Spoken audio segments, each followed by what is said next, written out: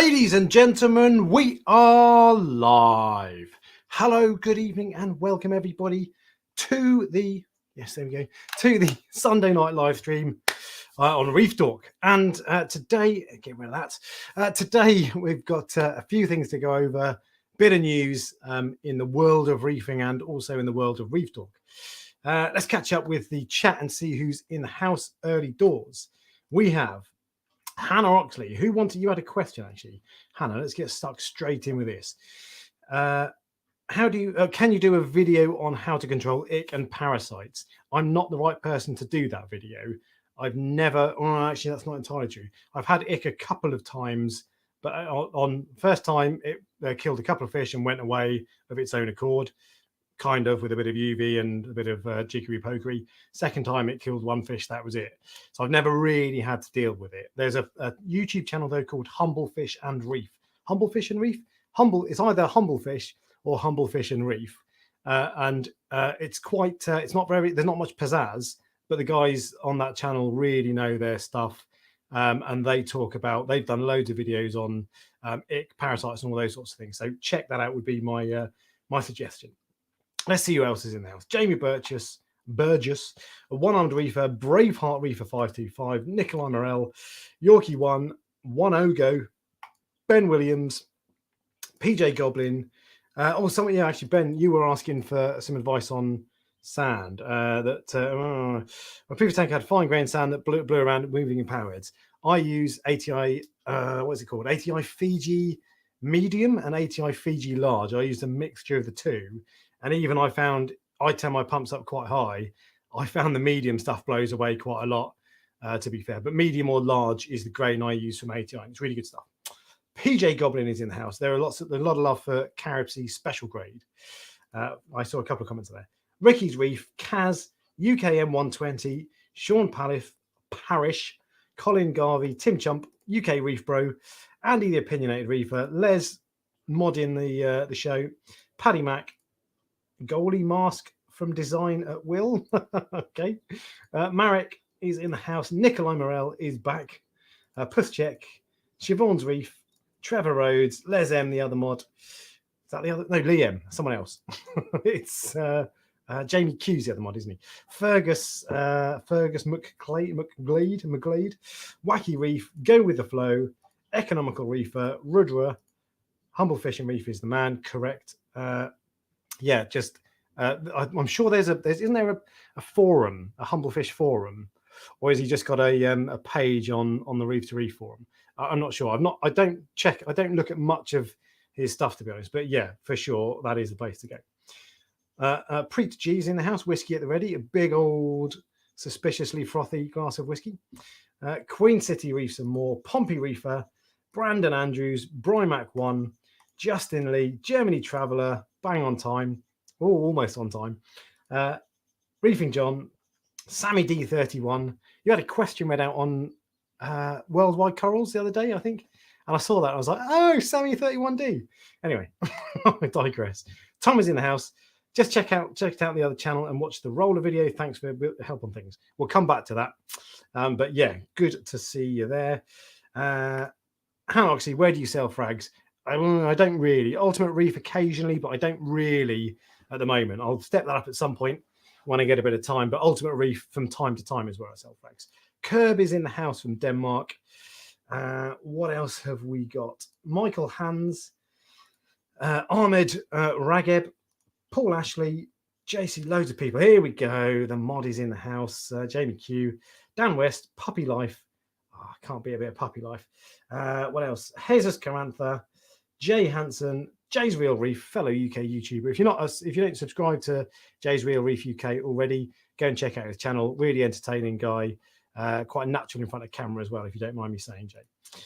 Preet G is banging on about that. Banging on about that? That's not what I meant. Is talking about that. Came out wrong. That sounded critical. And I have the luxury of watching all reefing YouTube channels at work. Yeah, you're probably not the only one who is addicted to YouTube marine channels. I certainly am. Right, we've got a couple more actually. Sunny D, that's a drink. Sunny Gould is in the house. Who else have we got? K20 Charge Mini, Richard Barnhart, Rishenden, Naidu, and Jay says I'm too kind. So we've got a few things to go over today. Then we've got what are we going for? Do you know what? Let's start with I'll start with this comment actually. Thoughts on purple tang? I don't like most tangs. And I got rid of my purple tang because he started bullying my butterfly. If you check out Parker's Reef's most recent video, his purple tang bullied and killed 2 or 3 different fish, just turned nasty all of a sudden. I hate purple tangs personally. They're stunning, beautiful fish, but they're not always, they're not guaranteed to be aggressive, but I don't like them. They're nasty. Or they can be nasty is a better way of putting it. Ryan Gilchrist in the house as well. And best lighting on a 125. 125 gallons, do you mean? Depends what corals you're after. So soft LPS or SPS, let me know. Anyway, let's start with a bit of an update. So, Vibrant. There is still no response from Vibrant. Reef to Reef have now suspended Vibrant's membership because they won't respond to them. I think it's not because they won't respond, it's because they haven't responded in full to the allegations. So their sponsorship of Reef to Reef is now suspended pending hearing back from them. They have said they're going to reply though, and this is all what Randy Holmes Farley has said. He's posted up to say that this is what's going on. They have said they're going to reply when they've gone through all their audits and all sorts of other bits they're going through. I still think they should be coming out and saying something. I'm sure this is probably driven by the lawyers, but I still feel like they should be saying something, even if it's just to acknowledge it publicly and say something. But anyway, there's no development on that. Last week they had a for cause inspection from the Environmental Protection Agency and the Minnesota Department for Agriculture, which sounds nasty and sounds quite serious. And I would guess that it's not going to be good news when they do finally respond. But anyway, we haven't really heard anything further from them, so we wait to hear. We still haven't heard anything from Bulk Reef Supply actually either on this. They did upload a video at the start, didn't they? And they took it down. I think there was some. They wanted to make sure it was accurate before they commented properly. I still feel like this is the sort of thing they would normally. Randy's left BRS, hasn't he? Ryan this is the sort of thing that I would normally expect Ryan to do a quick video on, even if it's on a live stream and touch on it. If I've missed that, let me know in the chat.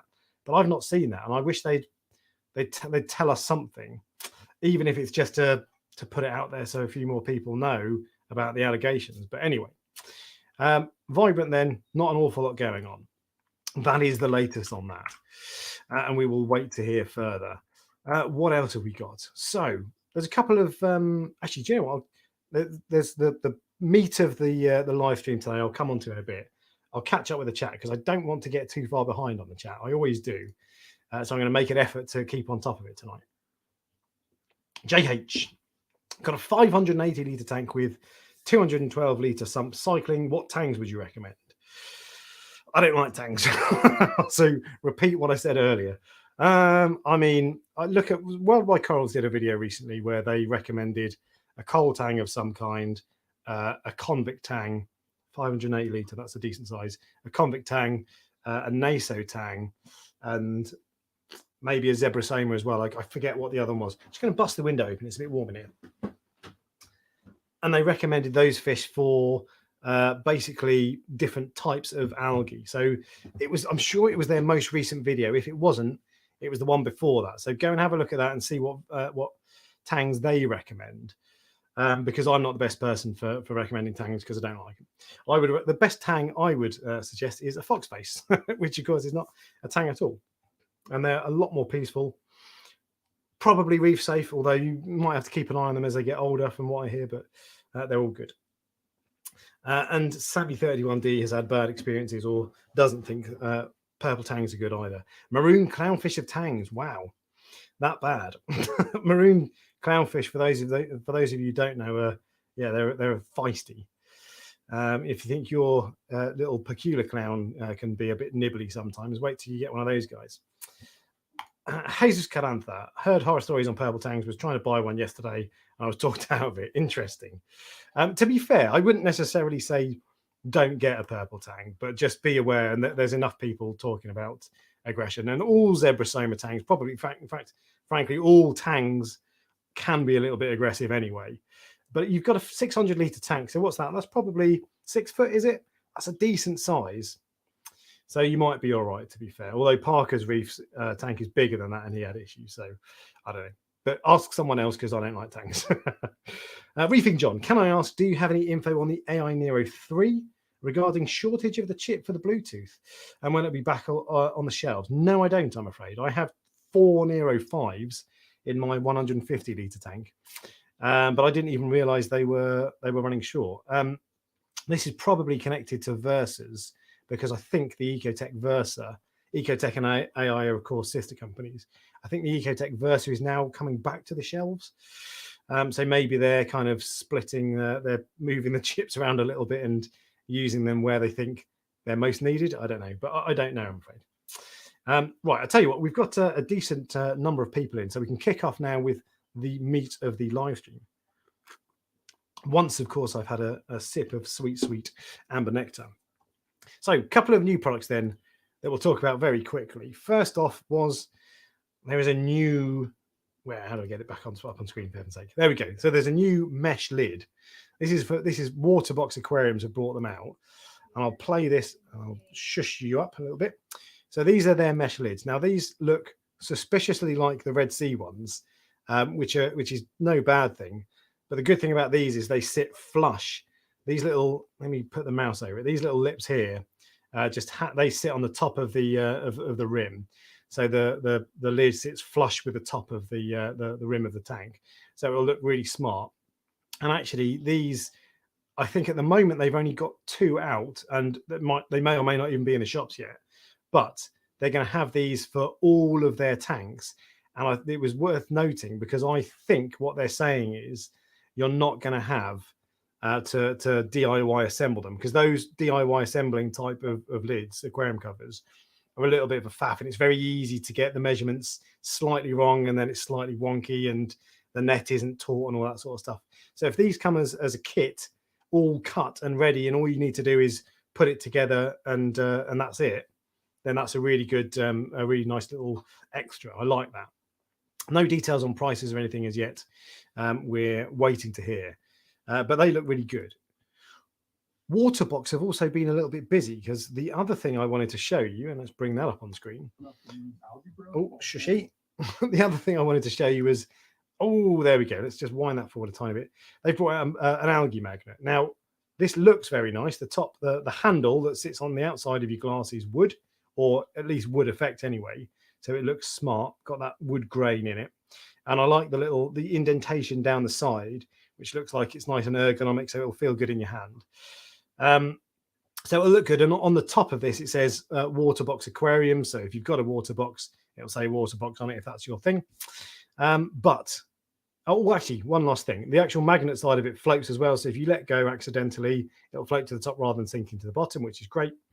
But this for me is, while it does look good, I wouldn't ever buy one of these, because Tunzi algae, what they call Tunzi care magnets, are the bomb when it comes to algae magnets. You just can't beat them. They're so good, and they're not that expensive, to be fair. The what is it? The long or the strong? I think it's the strong is sort of 80 quid, something like that. So it's quite expensive, but the rest of them aren't too bad. But yeah, it looks smart, to be fair. And if you want everything Waterbox on your tank, then maybe it's the way to go. But hang on a second, wind back, shall we? But one thing with this, so this bit here, the blade is a plastic blade from the looks of it. I'm pretty sure it's plastic. I can't say 100%, but it's plastic. And plastic blades, I'm not a fan, because they're just not as, they don't cut through the hard algae as well as the little metal blades that you can get. And also with the key thing with algae magnets, what makes them really good and what makes the Tunzi so good is that the magnets are super strong. So if you've got weak magnets, it's only really going to pull the wet side gently, which means it's not going to do much scraping. It won't apply much force. Whereas if you've got really strong magnets that grip together really well, then it really pushes against the glass and against the algae. And that's what Tunzi do exceptionally well. The flipper I've tried, and it's good, but it's probably the second best magnet I've had. But for my money, in my opinion, it's not as good as a Tunzi one. And I think these water box ones, while they do look nice, and yeah, you're going to have to do some serious persuading to move me away from the world of Tunsy magnets. But I thought I'd mention it because some interesting products coming out from Waterbox. They seem to be churning out stuff all of the time, from what I can see, and they're always bringing out new little things. And the mesh lids in particular, I thought were a nice little touch. Let's have a catch up with the chat so I don't get too far behind. And we'll come on, we'll speed on a little bit. Would I want to own my own LFS? Hell no. Have you seen how much hard work it is? Sure, you would do well with your popularity and true love for the hobby. I don't think I would do well. I'm not. No, no, no interest. Aaron's Aquarium had a crack at that, and from what I can see, from the impact it had on his mental health and his well-being, it just looks like hard work. I mean, he started at a tough time with COVID and all this sort of stuff, but I don't think there's any way I'd do it, and I've got no experience in it, so I'd be a steep learning curve. More to talk about purple tangs. Oh yeah, so more talk about Neros. It's been long enough now. They should have at least a brief statement. Vibrant, yeah, they should, and they should have something on their website. Do you know what? I bought a bottle of Vibrant yesterday on Amazon. It arrived today because I wanted to take a photo for a thumbnail, and without fear of using a Vibrant one and them telling me off or telling me to take it down or whatever. So I bought a bottle, but I feel like they should be putting out some kind of statement or contacting people who may have been affected, asking people who've been affected to contact them.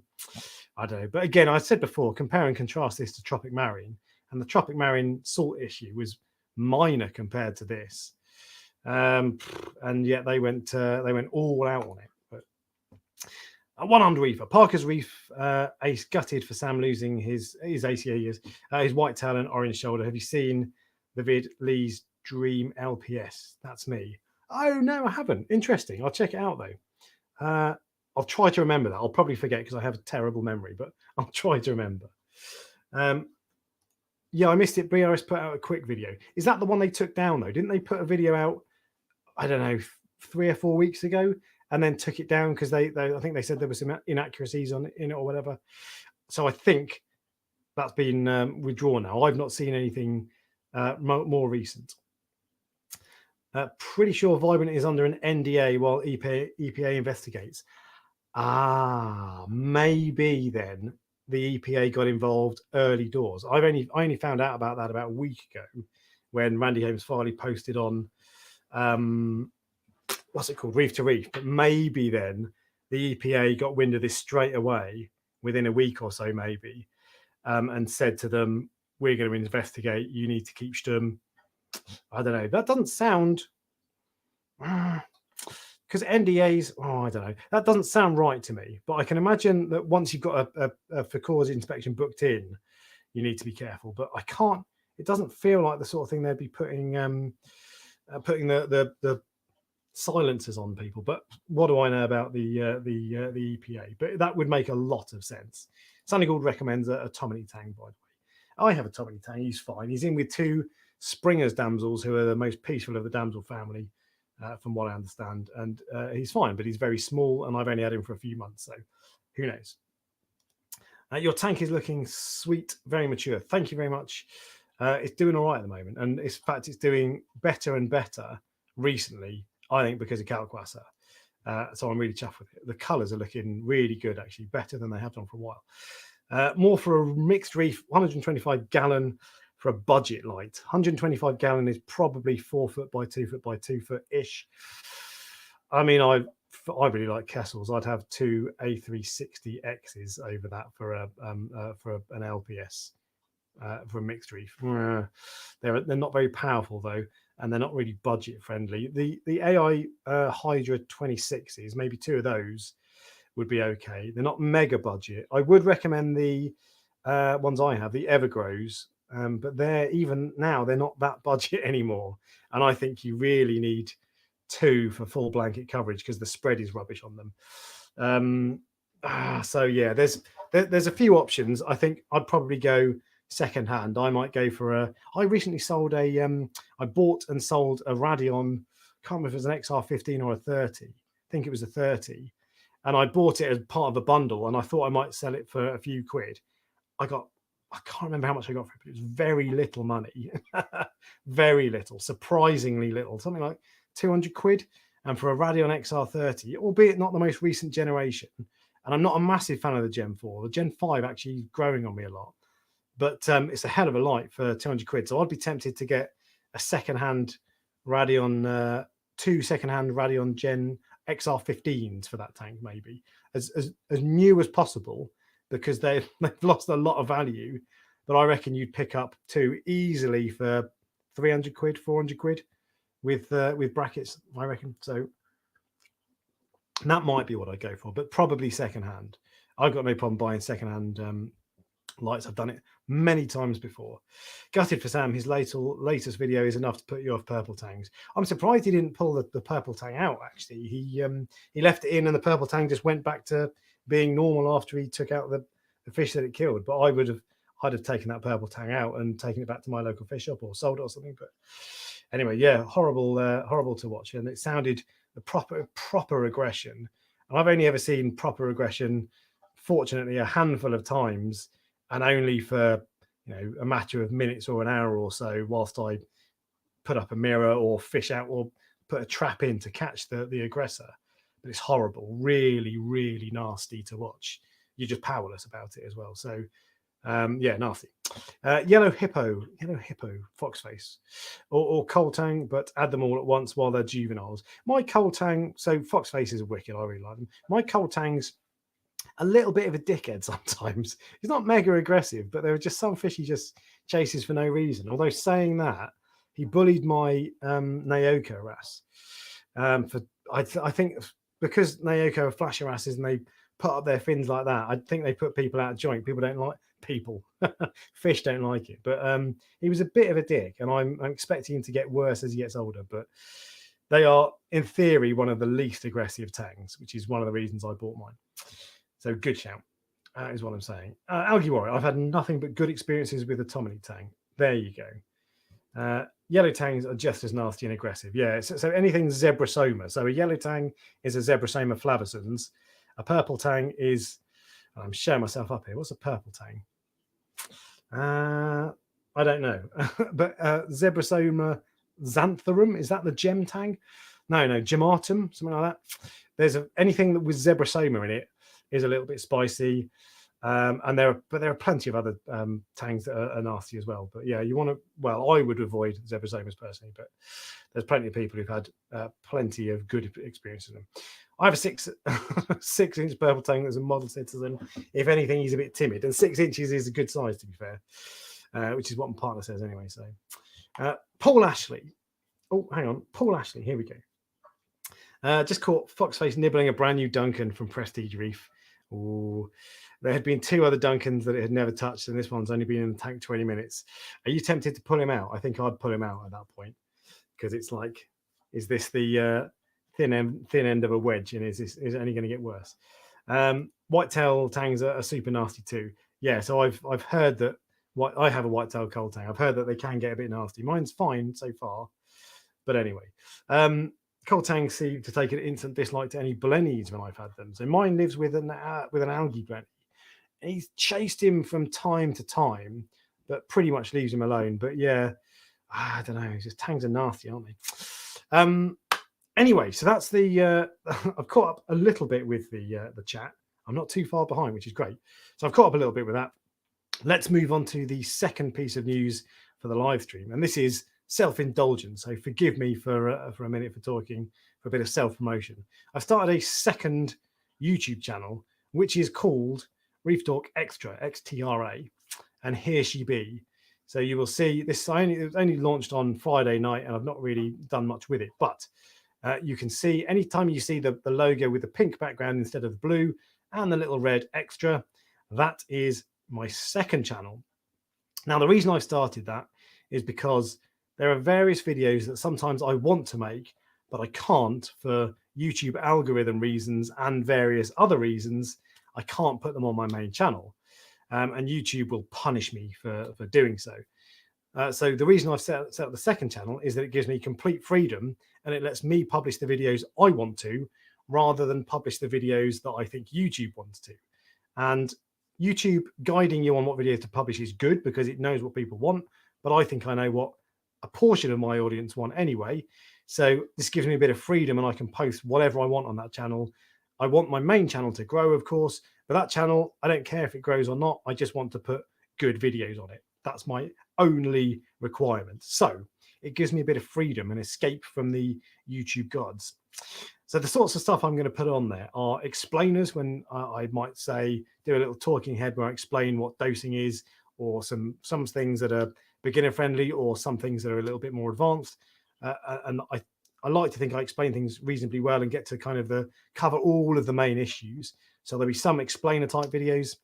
There'll be some useful vlogs as well. So the first example of that, in fact, is, let's go back to the thing, is this video here. And it's going to start talking. There we go. Shh. So this is a video. Oh, how weird is it with just two of my faces here? Let's wind on. There we go. So this is a video of me. Speed that up in fact, because that's the Red Sea one. So on the Red Sea marketing videos, when they brought out the reef mat, that's quite distracting. And here it is. So I've got a reef mat. They sent me one for free. But when they brought out their marketing videos that showed you this quick change mechanism, it looked really good, but it was all set out on a desk because it's easy to film, and it would look rubbish if they were filming it in a sump. So it was all set out on a desk, so it's bound to be easy. And let me just cut back to this bit here. So what I've done is I've made a quick video just showing you what it actually looks like when you're changing the filter floss roll in sump. So this isn't set out on a desk and nice and easy. It's genuinely what it looks like in real life. And it just gives you, if you're thinking of buying it and you're thinking, is this quick change mechanism any good? You can go on and have a look and you'll be able to see straight away. So those are the kind of videos I'm going to put on there. There is one more kind of video that I'm going to put up there as well. And you'll find with those videos, they won't be quite as polished as my main channel, because I'm not going to spend 10 hours on them. They'll be a lot quicker. But they will they'll do all sorts of other things, and I just think they'll be really useful, so they're cool. So the other thing I've got, the other type of video on there is this one here. Watch this before you buy Vibrant, seriously. And what this is an 8-minute video. It's a live stream clipped video. So there are loads of channels I follow not in reefing that do live streams or podcasts, and they have a clips channel where they will play, instead of watching a 2 or 3 hour live stream, they'll just play a 5-minute clip with the key points. So that's the third type of video that's going to be on this this channel, when I'll just pull out clips from my live streams with key things. So for that one, for example, that is basically an 8-minute summary of the issue with Vibrant. So if you don't know what it is, at the moment, you can either read through a 70-page thread on Reef to Reef, or you can watch a 1 hour, 45-minute live stream that I've done. And a lot of people don't want to do that. And even with my explanation of the issues, I started by explaining what was going on, and it took me 30 or 40 minutes. So lots of people don't want to see that. So on this video, I've just distilled that into an 8-minute clip explaining what the issue with Vibrant is. So when I have guests on as well, if they say something particularly interesting, I'll clip that out and put it as a standalone video. And that way, if you're catching the live streams after the event and you don't want to watch the whole thing, I will pull out the most interesting parts. So that is the point of the second channel. And also, because that channel is not yet monetized, because it's only like 2 days old, there will be no adverts on it. So if you don't like adverts, have your fill whilst it lasts. Although I think actually YouTube can put adverts on non-monetized channels, so you might still get adverts anyway. But anyway, it's for now, until I get to 1,000 subscribers, and I think, can't remember how many views you need 100,000 views, or I can't remember what it is, but quite a lot. It's not going to be monetized for a while, so have your feel with that. And I'm not going to upload again. The other thing with that is I won't upload regularly. I'm not going to have a weekly schedule where I do every Friday. It'll just be when I think of something really useful that I just want to get out there and share, bang, I'll upload it. So if that sounds like your cup of tea, it's called Reef Dork Xtra, XTRA. Have I put in a link in the description to this live stream? If I haven't, that's a schoolboy error. But anyway, if I haven't, Reef Dork Xtra, XTRA, search and subscribe and have your fill. and I'll upload, I don't know how often, probably not that often, but from time to time, and there'll be some really good videos on there, I promise. So let's have a sip of drink and catch up with the chat, because we've got one last thing to talk about in terms of news, and that is a new light. That's which was on the thumbnail for this, of course. And I got some things to talk to you guys about. I want to know what you guys think about it as well. But let's catch up with the Tang chat, Tang hating. Nia Dowd, we have 4 tangs there. Great fish. Have to disagree with the purple tang comments.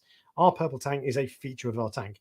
Yeah, and if you've got one that's not aggressive, they are stunning. I wasn't heartbroken when I got rid of mine, but I was gutted because it's such a pretty fish. And yeah, plenty of people have no problems with them. So I'm not saying that all tangs are horrible. I'm just saying there's the potential for aggression, and I'm quite sensitive to aggression in my tank. What are your thoughts on the RF Smart Tester? Any ideas on the price? As social media was a bit light on info. No idea. I have spoken to Refactory about it, but very scant details, and I can't tell you anything more than you can see on their Facebook page. They don't tell me, unfortunately, they don't tell me much behind the scenes stuff, which I'd like to know. And in fact, I didn't even know what it was going to be testing. And when I saw it, it's going to be testing nitrate, phosphate, calcium, magnesium, and maybe one other thing. I think I didn't know that. That was a surprise to me. So I am afraid I don't have any behind the scenes info. Price, I don't know. It's really hard to work out. I think it depends. If it's just like a copy of the Mastertronic, then it will be a different pricing bracket to if it's a copy of the Ion Director with the probe and all these sorts of things. But I would guess somewhere in the region of £1,000, because I think the Mastertronic is 1,200, so maybe 1,000, 1,200. And what was the other one? The Reefbot. Was it Reefbot? What was it called? I don't think it was Reefbot. But that was around the £1,000 mark as well, I think, maybe. So I would guess it's around £1,000, but that is a complete guess. I've got no real idea. Refactory stuff tends to be a little bit cheaper than other stuff, but not an awful lot. And it's more, I feel they're more, you get more bang for your buck rather than just outright cheap. So, but I don't know an awful lot about it, to be fair. But when I do know more, I will tell you more. And I would love, I'm pretty sure they'll send me one, to be fair. They send me a lot of stuff. So I would love to get hold of one, because I hate testing, as everybody else in the world does. But we'll find out more. I hate doing my DIY nets. Yeah, they suck. It sucks. And the Red Sea ones look good, but I think they're still DIY, whereas the Waterbox ones are bespoke for each tank, which is wicked. And you can get the polycarbonate lids that are completely see-through and clear, and I have those on both of my tanks, but they're so expensive. So yeah, the DIY ones are a really good compromise, especially if they sit nice and flush and you don't really notice them so much. Jesus Canantha, I like my innovative marine mesh lid. It sits flush and comes with the tank pre-assembled. Cool. That's really good. Same idea as these new ones from Waterbox. The Waterbox ones, did I say that they look like a copy of the Red Sea one? They've obviously taken inspiration, but maybe they've taken inspiration from innovative marine as well. The Magnet does look nice, but I think I'll stick to my Tunzi. Damn right, they're just so good. Waterbox are overpriced and made in China, so a Red Sea. So many better cheap options exist, but they don't do any promo. I guess you're talking about American brands, maybe, or local tank builders or something. But yeah, interested to know if you've got examples. Share it in the chat. Jay's Real Reef. Would you have a reef tank without peppermint shrimp? I have a reef tank without peppermint shrimp. Just contemplating buying. Without, you said without, right? Yeah. I have peppermint shrimp in my tank downstairs, my main tank, but only because I can't fish him out anymore. I can see him, and he hangs in this on a little under a ledge, just doing this all day long, going looking from side to side. But yeah, I absolutely would have a reef tank without peppermint shrimp. I don't find them especially effective at eliminating Aiptasia. When I've had them before, my Aiptasia population has reduced, but it's never disappeared. Whereas a copper-banded butterfly, difficult though they are to keep, will obliterate everything. And I don't know if it's because peppermint shrimp farm Aiptasia and they want something there to fall back on. if times get hard, or because perhaps more likely they eat other more tasty food and they just pick on the minging aptasia from time to time. But yes, I would have one. I would have a tank without them happily. But they are good. I would, yeah, they're fine. And they're not causing my tank any problems as far as I can tell. Although I've had some people say they can peck at LPS. It's a risk worth taking, in my opinion, but just be mindful of it. And I think it's like acans and fleshy brain type corals rather than your fancy expensive torches, Jay. The new flipper looks pretty dull. Yes, but the freaking price tag is ridiculous. Do you know what? So I've seen that, but I've not. I saw it on the Reefing report. If you guys don't look at the Reefing report, I'll give them a shout out. It's Terence from formerly of Neptune and Mr. Saltwater Tank. They do I think it's in about 4 hours time from here. They do a Sunday night live stream. The channel is called the Reefing Report. I find it really interesting. Terence seems a bit Marmite. You either like him or you don't. But he's interesting. He gives good insights, and I think he's entertaining. And Mr. Saltwater Tank is really good as well. They both got hold of one. But let me have a look because I didn't see the price. Oh, mate, might not be able to find the price. The normal one's 40 quid at the most, but I'm not going to be able to find them. Tell me, Sammy, how much are they? Are they crazy money? It sounds like they probably are.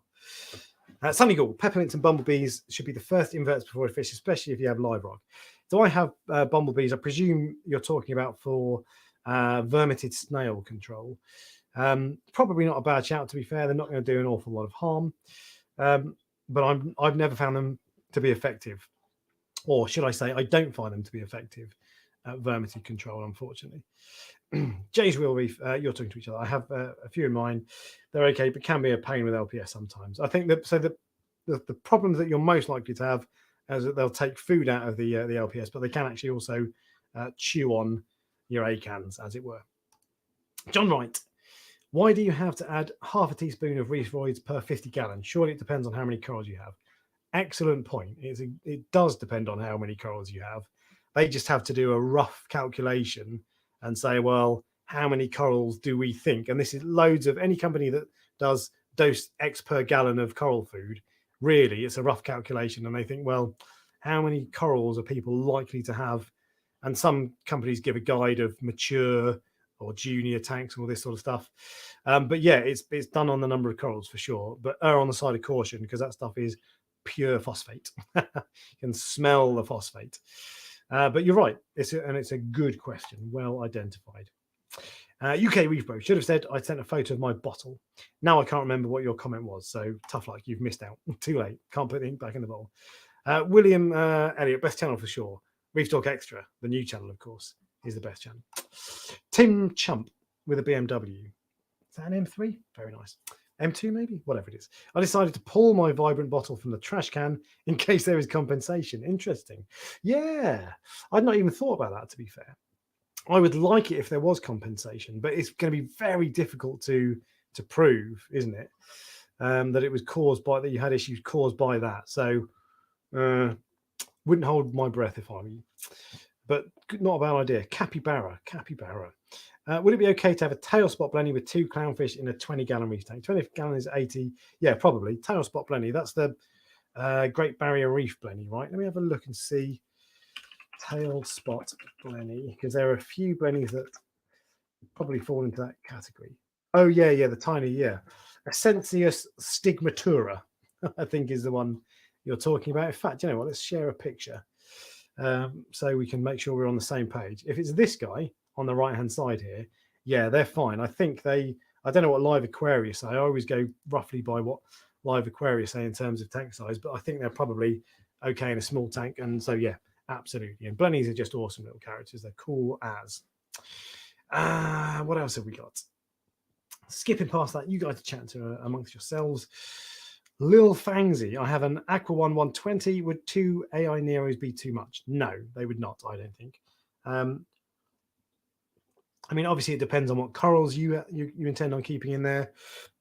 But my tank is to my left. My Waterbox Frag 55.2 is the display tank is probably a similar size in terms of water volume to your tank, your Aqua 120, maybe a little bit bigger than yours. I have 4 Nero 5s, and they're not too much, although I'm SPS. But no, they're not very powerful, the AI Neros, in my opinion. So I would actually better to have 2 of the 5s and turn them down, because you can't go past 100% of course on the 3s. So, but no, not too much for sure. It's probably the legal team at Vibrant. Yeah, exactly. That's what I think. It's the legal team at Vibrant telling them to stay quiet, not per se an actual NDA. I see. Yeah. So that's exactly what I think is what's going on, and I'm sure there are good reasons, but that's not the way to deal with from a PR side of things. It's just I don't know. And that's, if it's the legal team doing it, you've got to listen to your lawyers. But it just doesn't look good. But then maybe they've got. It feels like the longer this goes on, and with the EPA and the Department for Agriculture doing inspections and the silence and all that sort of stuff, it feels like there's probably quite a lot going on in the background. And I actually feel quite bad for the people at Underwater Creations, because if my understanding is correct, they didn't invent Vibrance. A team of scientists did. I think that's right. So they've been selling this product not knowing what's in it, and now suddenly this must be the most stressful thing. You imagine something like this happening at work, God. But anyway, I digress. So I'm giving them a bit of stick for not going public or not commenting or something, but I'm sure there are good reasons, and I do feel bad for them, to be fair. Kelked. Reef Dork went to Aylesford Aquatics and they had a gem tank for sale, £975. That is too expensive. Do not pay that much money. Supposedly there are a 9-year-old one in their display that's worth £4,000. That is beep bollocks. There's no way a 9-year-old gem tank is worth £4,000. No way. Why would? No, I don't know. I don't buy that. I mean, it's worth what someone will pay for it. And if you really want a 9-year-old gem tank, a nice mature one, then there probably aren't that many around in the shop. So maybe the scarcity justifies the price tag. But last time I saw gem tanks for sale, they were down to £600 and there were loads of them. I don't know if that was a one-off and there was a supply overload or whatever, but £975 seems a lot to me. And I think now I've seen them for £600 all over the place in the UK. I don't think I'd want to pay more than that. And 9 year, I mean, if you've got £4,000 and you desperately want a mature gem tank, why not? But I wouldn't do it. Fergus McGlade, can you please recommend a good DSLR camera lens filter for reef aquarium photography? I can. Let me see if I've got it on my camera. No, I haven't. It is made by a company called Tiffin. Hang on, I said that away from the microphone. It's made by a company called Tiffin, and this was recommended by the king of aquarium videography, Than from Tidal Gardens. Can I get that to focus? There you go. So you want the 85B. So this is 67 millimeter, which of course is my lens radius, whatever it's called. Lens. I can't remember what. That's really bugged me now. Anyway, so that's the size of my lens, but you want the Tiffin 85B, TIFFEN. You can get them on Amazon. They're wicked, really, really good. And it's the only one I found that actually works on a DSLR.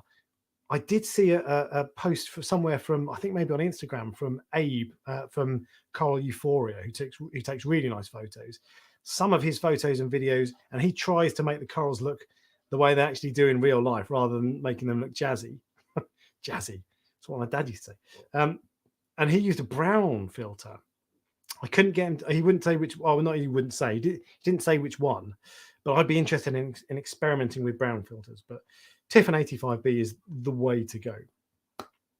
Budget light, I would get a Giesman Stella. Oh yeah, with 45 lights with a couple of LED bars for pop. Not a bad recommendation. Do you know what? Given that I'm way behind on the chat, I tried to keep up, guys. I tried to catch up, but I've failed you. And I've already fallen back quite a long way. But we've got 185 people in the chat now, so I'm going to blame everybody else and avoid blaming myself. However, given we've got now a full house, let's talk about the main thing on the agenda for tonight. And I'll first take a sip of my beverage.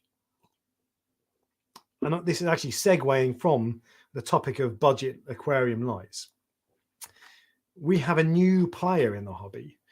So on the cover of this, the thumbnail for this video, there was a photo of a light that looked, well, actually there are two photos. One was a Radion XR15 Gen 5, the most recent Radeon. And the other one was a Chihiros, something like Chihiros. I want to say churros, but Chihiros Nova 1, which is a new company to the reef tank world anyway.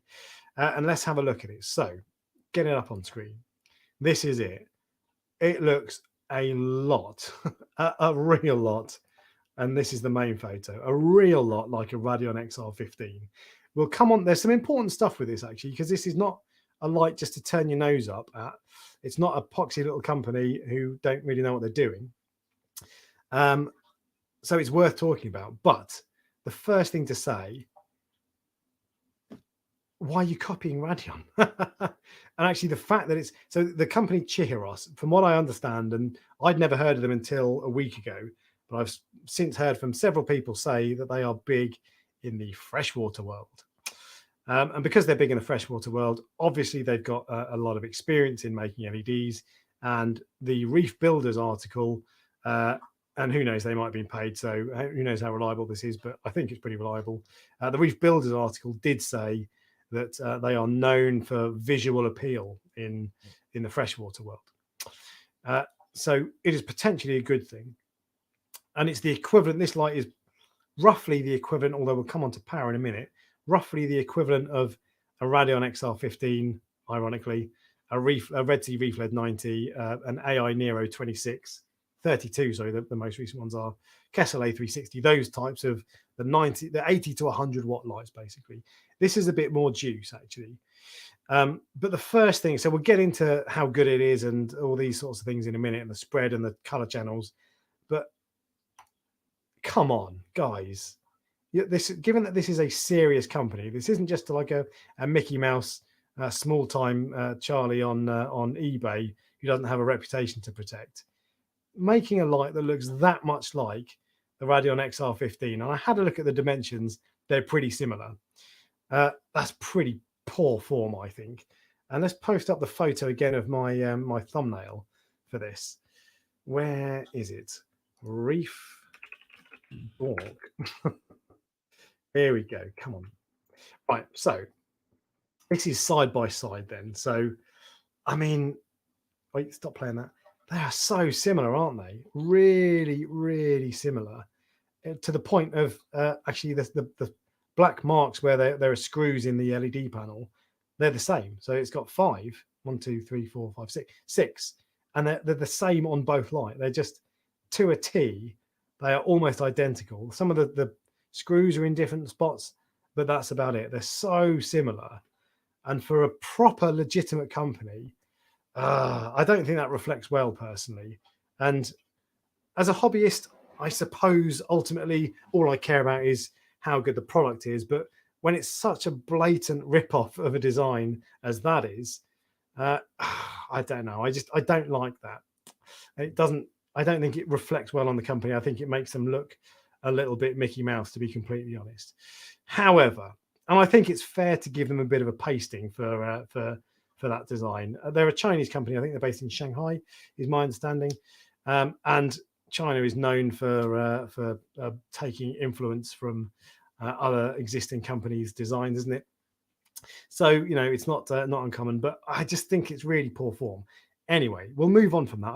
I do feel like they need a bit of a kicking because, you know, it's just they should be doing better, coming up with their own designs. However, let's put that one to one side and just look at this from a hobbyist perspective for a second. It looks good. The Radeon XR15 is a good looking light, and by extension, therefore, this is also a good looking light. So that's cool, and that does matter to plenty of people, myself included, very low down the list of priorities, but it still is good. It's got an odd wattage. How many watts was it? 116 watts, I think it was. 126 watts, in fact. So a Radeon XR15, I believe, is 100 watts or thereabouts. So this is 25% more powerful, which is quite a lot of extra juice. And the reason I think that's odd, though, is because most of the lights, the smaller size lights, range between around 80 to 100 watts. Watts isn't a great measurement of power. It's not equivalent to kind of horsepower. Actually, maybe it is in a way, because a car with 200 horsepower, two cars with 200 horsepower might accelerate differently if one's heavier, four-wheel drive, all this sort of stuff. So maybe that's not a bad comparison. But watts doesn't exactly necessarily equal what you actually get in terms of light output, in terms of beneficial light for your corals. But it's a reasonable guidance, I think. And it's an odd one to have so much juice. Because it's the same size as a Radion XR15, I feel like personally, I don't want more power than those lights. I think they've got enough power as it is. If you're going to give me another 25% more LEDs, I would rather you spread them over a bigger area and have a bit more spread. Maybe they were constrained by stealing the design of Radion XR15. I don't know, but I feel like I don't want 126 watts. That's too much, if anything. You can turn it down, which is fine. But why do I need 126 watts? We've got the lights on the market at the moment have got enough power. What we need to improve is light spread. And actually, this for me is because they're a freshwater company, they have got some things to learn about the marine world. Now, I'm sure they have a load of expertise, and LEDs are LEDs. And Kessel have got Dicon optics behind them. They know everything there is to know about LEDs, and they therefore produce some very good lights. But I feel like with this, there's probably going to be a bit of a learning curve. And I would be more interested to see how the second generation gets on when perhaps they find out some inevitable flaws. Any company is going to have flaws when they're bringing out a new company, but especially when you're moving into marine. And I do wonder what their expertise is like if they're mainly freshwater. But I'll tell you a few more things about it. So it's got 8 channels of controllability. So you can play with 8 color sliders. There were white, red, green, and then all sorts of purple, violet, blue, all these other things. So loads of control. It's got Bluetooth built in, so it's controlled by Bluetooth as standard. You can pay an extra $40 for a Wi-Fi module. And that brings us onto the price. Now, the price on the website is $371. And I think I changed that. Oh, no. That doesn't change the currency. So the price on the website is $371. The Reef Builders article said that that's a discounted launch price, which is not uncommon, but that the real price is $700. Now, I couldn't find that. I went looking for the proper price, the post-launch price, and I couldn't find any reference to $700 anywhere on their website. And I'm scrolling down as we speak to make sure I've not missed anything. No, I haven't. So the price is either $371 if you buy it today, or potentially does it go up to $700? I don't know. Maybe it's $371. If it's $700, wow, that is optimistic, because a Radion in the States XR15 is $500. So 40% quick maths, 40% more for a brand that has no reputation in the marine world. And yeah, okay, you're getting a few more LEDs, but you don't need more LEDs because that's not going to be able to kick out much greater spread. And this says, the website says it's rated for a 2-foot cube. So I don't know. If it's $371, that feels like a good price and would be a good budget option from a company that knows what they're doing in the world of freshwater, at least. But if it's $700, I don't think I'd want that. But let's see what you guys say about that.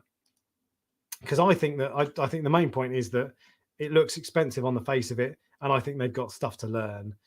Because moving over to the marine world, it's just so different from freshwater, from plants. Anything will grow under plants. So I don't know. We'll have a look at that.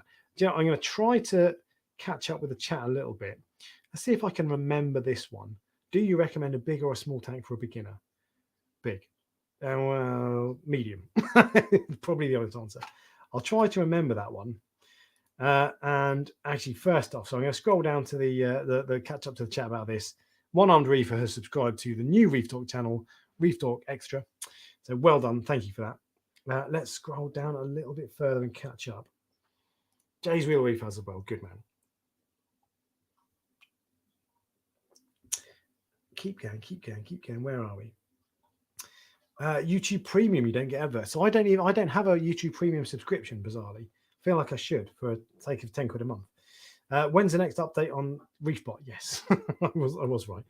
When's the next update on Cattle Quasar? Probably not for a long time, to be fair. because I don't have a massive amount to say. But if things change, I'll bring you an update. Carry on scrolling down. Carry on, and I'm going to miss a lot of comments, but I want to talk about the light. Did I order a reef mat already? No, I was given one for free by Red Sea. So I haven't ordered it. I don't know if they're for sale at the moment. I've only set it up today properly, so who knows. But let me scroll down and see what we're talking about with the stuff. Where are we? Oh, that's one thing. First, that's worth talking about. Gem Tang in Hong Kong costs 120 quid. In fact, you can buy a Maxima clam, which will cost you, I don't know, £200 in the UK for your aquarium for £5 as food in Japan. So there you go.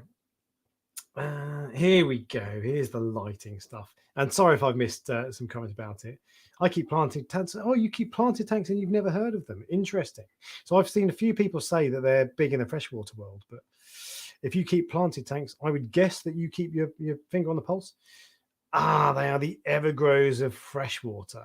Interesting. So I like evergrows and I rate them, but that to me makes sense because they've been painted as a big deal in the freshwater world. But if they are kind of the evergrow of freshwater, nothing against evergrow.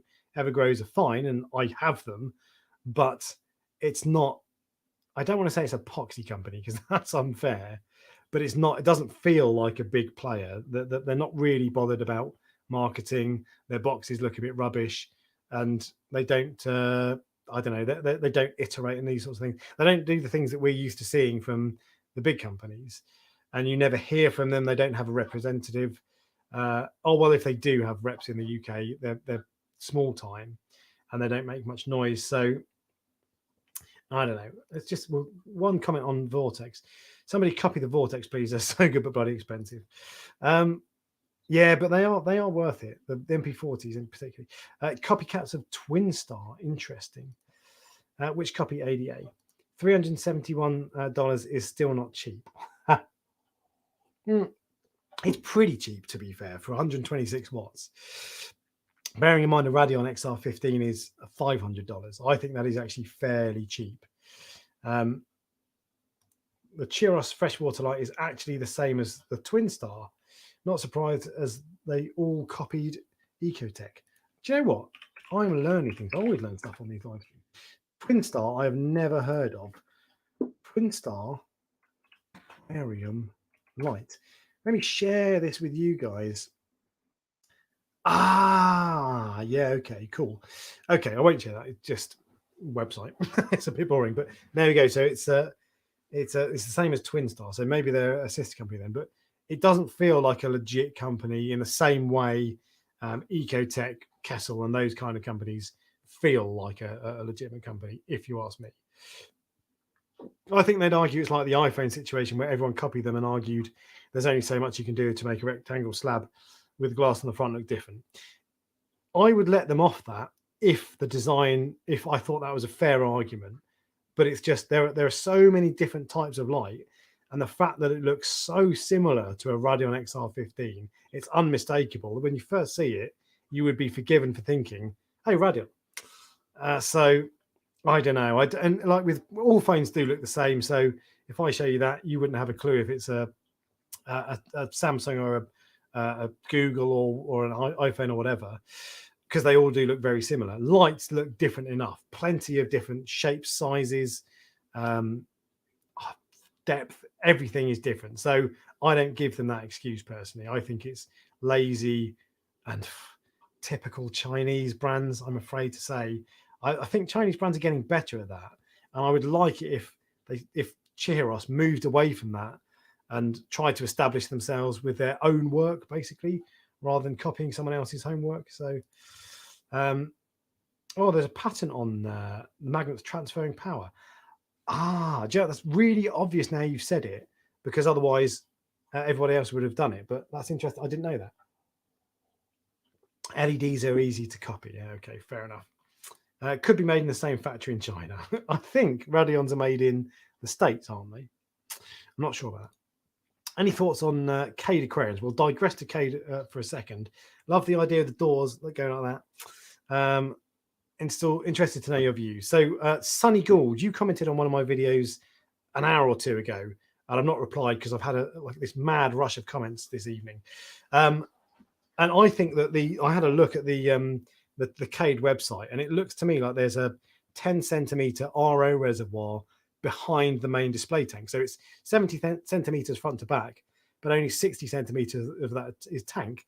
10 centimeters is RO reservoir. And I've had a look. The only ones that I think aren't like that are the Peninsula tanks. And if that's right, that's a deal breaker for me. I just don't like that. But they do, apart from that, they do look good. But when I saw that, I just thought, no, I'm not interested. So I personally prefer the look of Red Sea and Waterbox still. But for sure, it's great to have another option. And the little power panels do look pretty cool. Although I think there were 16 plugs, and 16 plugs ain't enough. So you're going to need to expand that anyway. Let's get back to the lights. Can't afford to add a second Radion, but want to maintain aesthetic. Nova to the rescue. That's a fair point, to be fair. Chihiros copied Twin Stars, which copied ADA. I don't know who ADA are. Not surprised, Chihiros will copy other two. In the unlikely event that Chihiros watch this video, please don't copy it. It's just not cool. Make your own design. It's fine. We'd like something a bit different. And if you've got the brand reputation built back in the freshwater world, which I'm not sure you have based on what people have said tonight, but if you've got that reputation, use it. Use your own power. Invest a little bit of cash in your own designs, and it'll sell. You know, if it's a good light, it'll sell. UKM 120 makes the point. Imitation is the sincerest form of flattery. It is indeed. It is very true, but I think it's poor form personally from a company that wants to be taken seriously. If this company does, maybe they don't. Maybe they don't really care. David Emer, anyone know of a budget pH monitor, or is there one on market? Want to start dosing calc, but won't do it without one. No, the one I've got, the Refactory pH meter, but they're about 230 quid, so they're not budget as such. Have a look. But see if anybody else knows a budget pH monitor, let us know. The Refactory one is cheaper than an Apex or a GHL Profilux, but doesn't mean it's cheap. What's on the thumbnail? Product title. It was on the left hand side was the Chihiros Nova 1, the new light, and on the right hand side, I think it's that way around, was the Radion XR15.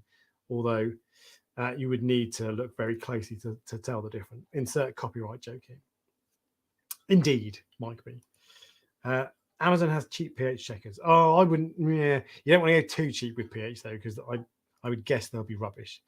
Ecotec has absolutely the worst customer service.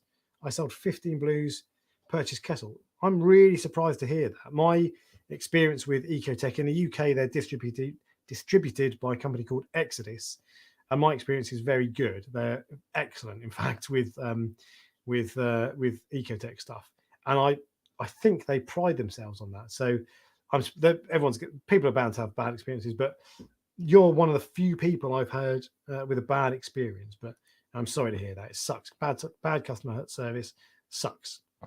Do I need an osmolator for a Peninsula 500, or does it come equipped? It comes equipped with a gravity-fed auto top-off, but in my opinion, they suck.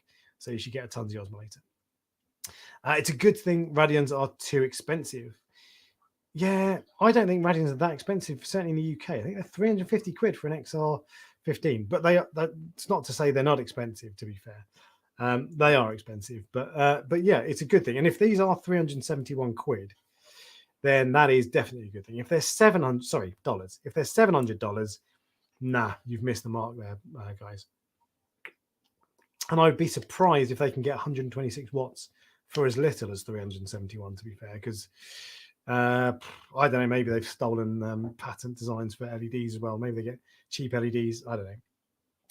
But yeah, it is that's why it's potentially a good thing though, because if there's this company who knows what they're doing with LED lights, albeit in a different world, it's a good thing that they're coming across with cheap stuff. That's fine. I'm cool with that. Putting aside the copycatness, I'm all right with that. I like the idea of competition. I like the idea of more lights. And if that means that people have the choice between paying for a brand who does their own R&D in terms of design, or paying for a brand that copies it but puts out a good light, cool. Then you guys can choose. So I like that. Ecotec. Hang on a second. We'll come back, Sammy. What 31D? We have a super chat. Thank you very much, Sage of Light. €5. I bought a small Montipora frag today to see if my tank is ready from SPS. Good call. How can I tell if it is doing well? My tank is 6 months old. What Montipora is it? Basically, if it's a red Monty Digi or whatever, if it's red and it's got loads of polyps, if it looks like photos that other people post, then it's probably doing all right. If it's looking bad, you'll start to see white patches grow with part of the skin stripping, that sort of thing, or polyps retracted potentially. But have a look around and see photos of other people who have the same coral and see if it looks the same. Probably won't look quite the same if your tank's only 6 months old and if you're new to SPS, but as long as it's not showing white patches, I think you'd be all right. We'll go back to Sammy 31D. Ecotec slapped back into reality. Okay, I find that funny. It's a funny name in Ecotec. I recommend Kessel just because of customer service. Kessel are quiet on the customer service front over in the UK. They don't really sell anything over here, which is a shame because, as you'll know, if you've watched any of my videos before, I am obsessed with Kessel. Mike B loves Ecotec for coming out with so many generations. Picked up a bunch of XR30 Gen 4s for $300 not that long after the Gen 5 because people need the latest. That is a fine choice. I do think actually the Gen 5 is better, noticeably better than the Gen 4, but it's not like the Gen 4 is a bad light all of a sudden overnight. So you've done the right thing. And I think Tidal Gardens have all Gen 4s. And I think Worldwide Corals might have some Gen 4s as well. So yeah, and they're dirt cheap, you know, relatively speaking, but they're certainly keenly priced. Sammy 31D has a pH probe recommendation. pH monitor. It's a solo probe with a digital screen. It's just called pH monitor. That sounds a bit generic. I don't know if Google will kick out much on that. Pricing isn't competitive enough. Not at $700. It's not. $371, I think it is. Because if that, translating that to the UK market, if it's $500 for an XR15 and they're in the UK they are $350, then 371, maybe it's down as low as 250. If it was 250 quid for an equivalent of an XR15, that's a good price. You do have to buy the mounting bracket separately, which is a bit of a shame. But I think that's keenly priced if it's $371 and if that translates to a cheap price in the UK, which are both big ifs. But if it's $700, forget it, guys. Cloud Cuckoo Land. It looks a lot like, doesn't it, Brian? Looks a lot like the Ecotec. Sammy bought Skies. I see zero reason to invest in Ecotec. Overpriced and threads for days of broken shit. Oh, God, don't hold back, man. Yeah, you don't like Ecotec, do you? Ecotec is a greedy company, too expensive, and they don't lower their price on Black Friday. Ecotec are getting panned on this tonight. Sorry, guys. Subscribe, Liam, to Reef Dork Xtra, XTRA. Let's have a look and see. Let's check in and see on the live feed how we're doing. That's what California... Oh, this is... what's it called? This is Vibrant, isn't it? Let's just check in and see how many subs we've got going. 175. That's really good, actually. I started the live stream at about 110. Anyway, that's what California policymakers do to companies like Ecotec. Oh, no, not Vibrant. They ought to move to a more business-friendly state to manufacture Ecotec stuff. I know nothing about those kind of policies. Jesus Carantha has subscribed as well. Good lad. Mike B. Reef Dork helping me procrastinate doing my taxes, which are due in less than 2 weeks. Yeah, so that must be in the States, because in the UK, our tax year finishes on Tuesday or Wednesday of this year, and you have to do your taxes by 31st of December, is it? 31st of January? But yeah, I first time I ever did taxes, a tax return, oh my God, it was so stressful. It's so difficult.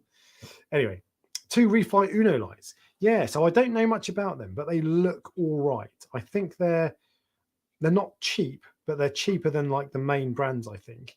And they've got a bit of traction on Instagram and with, I think, Telegram, I think I'm right in saying, thinks they're decent. And he's a sensible bloke, so he's worth listening to. They don't really, you've got to go looking for them. The trouble is, until lights like this get into shops, it's going to be a bit of a niche product, and it's not going to have mass appeal. So I'd like to see that more, to be honest. The Red Sea Reef mat is only available on pre-order at the moment. There you go. So I have one. I got mine a couple of days after all the shops got them, I think. Got theirs, I think. And so actually, this is the one thing. So although I've posted that video of showing how you change the roll, you can't move on Facebook and YouTube for videos of shops setting up their reef mat. So sorry for spamming you with more Red Sea stuff. I just thought it was interesting and worth sharing. Lil Fangsy, love the budget build with a Tetra tank. That's a quality little tank, that is, for the money, really cheap. That's what I used when I first decided to start in the hobby, with a canister filter that had a built-in UV sterilizer. It didn't take long to upgrade. No, it never does. Yeah, I had a canister filter with a built-in UV sterilizer years ago in my freshwater days. Capybara, what cleanup crew should I get for my 20-gallon? Hermit crabs, little red leg hermit crabs, I would suggest. What are they called? I'm looking at one now. Choker snail. Choker snails. Nacerius snails, which are the little like snorkel type guys. Maybe a conch. What are the cleanup crew? Oh, an urchin. Blue tuxedo urchin, mate. Best algae eating animal in the known universe. They are. They have videos touring the facility. I can't remember what you're talking about now. Why have I got such a bad memory? You might be talking to someone else. I think you were following up on what we were saying. Evergrows are brill, love mine. Good stuff. I agree, they're good. They're limited, but they're good. Thoughts on BioCube 32 versus innovative Marine Nuvo 40? Leaning towards BioCube because of a big price difference and light required immediately versus an upgrade down the road. I have no idea about either of those tanks, I'm afraid. Innovative Marine aren't that big in the UK, and BioCube, I feel like I know who BioCube are, but I don't know anything about them. So I'm afraid I can't offer any insights. Sorry. Ecotec pricing is ridiculous. 400 quid for an MP40 QD. The one thing, so are they 400 quid now? I thought they were like 330 quid not that long ago. Ortec MP40 QD. 345, 325. No, hang on. Let's go on to Kraken Corals because that's my online shop of choice. 400 quid. Bo Peep, you're right. £400. Blimey. That is huge. Yeah, you're not kidding. That is expensive. I mean, stuff's gone up lately, hasn't it? The world's getting expensive, which is crazy, but 400 quid. Yeah, I'm with you. They're good pumps. And I like mine. I have 4, but I didn't pay 400 quid each. So these were years ago. Wow. Yeah, they've gone up since yesterday and now scandalous prices. I guess that's chip shortages, is it? I don't know. I did hear something about that, but I just kind of batted it away and thought whatever, because it was on the Versa pumps, the dosing pumps, and I thought, well, it was an American pricing. I thought it doesn't seem that bad. But let's have a look at you've got me interested now. Let's have a look and see what the Radions are now. 400 quid. Okay, so an XR15 is 400 quid, and I think it was 350 not that long ago, maybe even a smidgen less. But yeah, that's a lot of money. 400 quid for a thing, for a MP40. I mean, they're good, and I'd still probably pay that. But wow, £400, a lot of money. You can get a lot of pump for 400 quid as well elsewhere. Tunsy in particular. You're talking to each other. You're not thinking of Kessel. You're talking to each other, which is fine. Reese Wilson, Refactory and Kessel combo over my tank. Great shimmer mixed with power and spread of Reef Flare Pros. Very good. Can't be a bit of shimmer on the old Kessel. I think there's a diffuser coming for the Reef Flare Pros in the not too distant future. Don't know when, but I saw something on their marketing stuff, and that I would go for that. The shimmer's fine on the Reef Flares, but it's not brilliant, and it's. If you've got all the red and green lights on as well, which I don't have, but if you have them on, it gets a little bit staticky. But it's fine. It's okay. But with a diffuser, I think it'd be really cool. They've copied Twin Star. Tut, tut, tut, Chihiros. Not cool. Pretty positive, but too lazy to search for the video tool. Okay. What is the purpose of a manifold, and where do I find a link to how to make one for my tank, Peninsula 500? I don't think I've ever made a video on the manifold. A manifold is just basically if you've got a phosphate reactor, a UV sterilizer, maybe an algae reactor, a biopellet reactor, various different filters that each require a pump to push water through them. Instead of having 3 or 4 different pumps, you can just get one bigger pump, and then a manifold is a load of plumbing that has several outlets.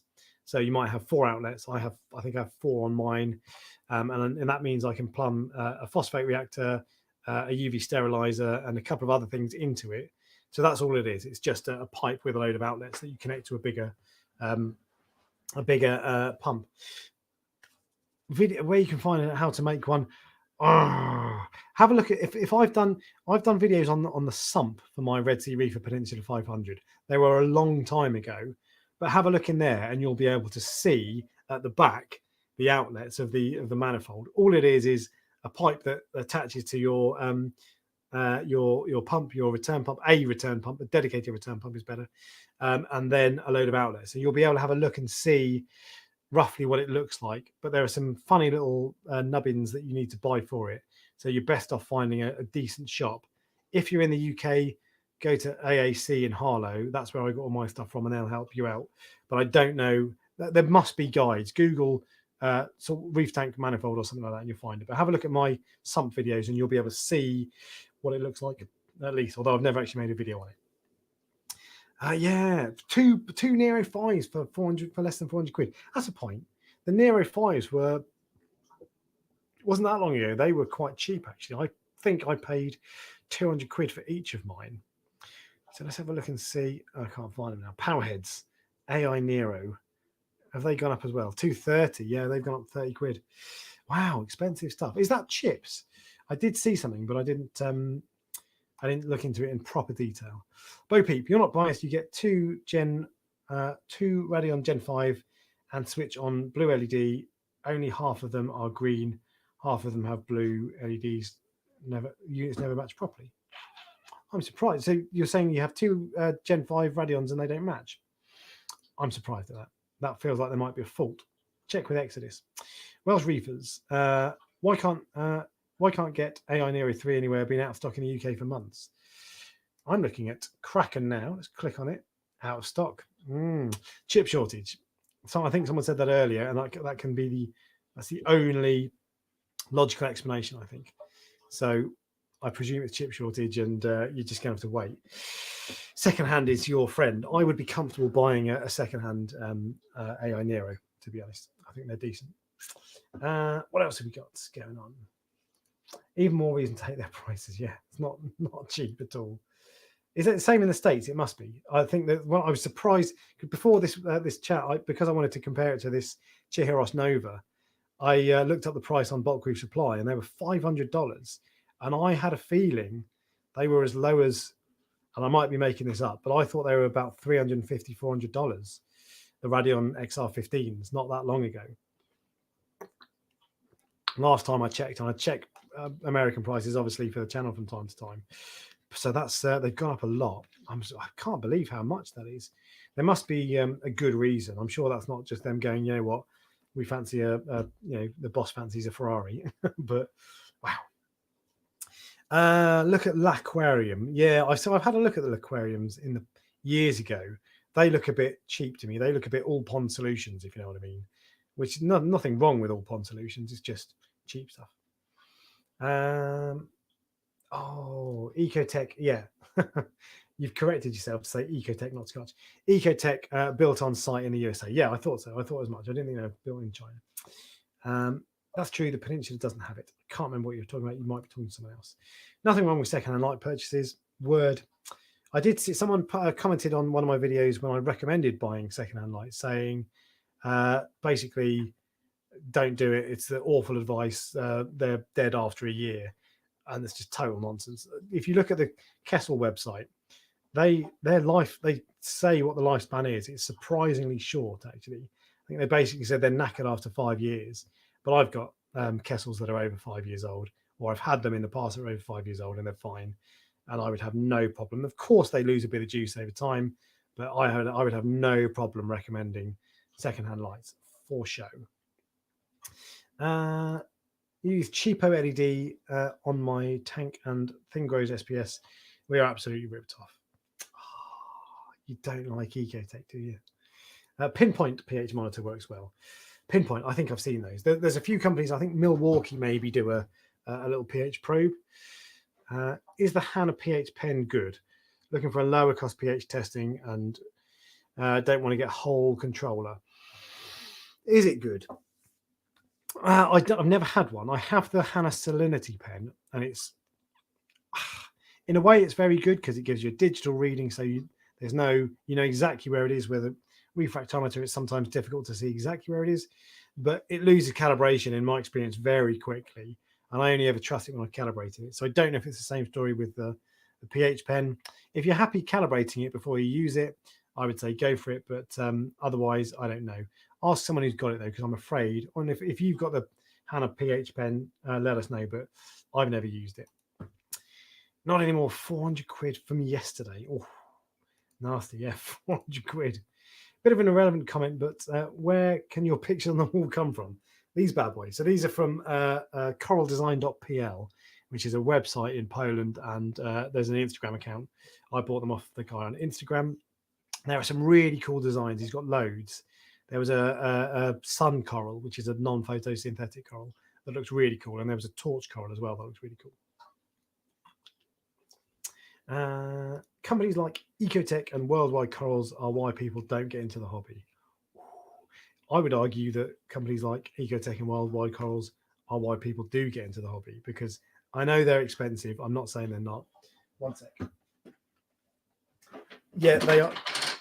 They are very expensive, but they are what give people inspiration. The downside is they stop. There's a barrier to entry because stuff is so expensive. But I think, I see what you're saying, but I think they are probably they probably get more people into the hobby than people they put off. But yeah, there are certainly cheaper ways of doing it than Ecotec and WWC. WWC, from what I can see, they're very, very small frags of corals, and they're not cheap. And I hate that.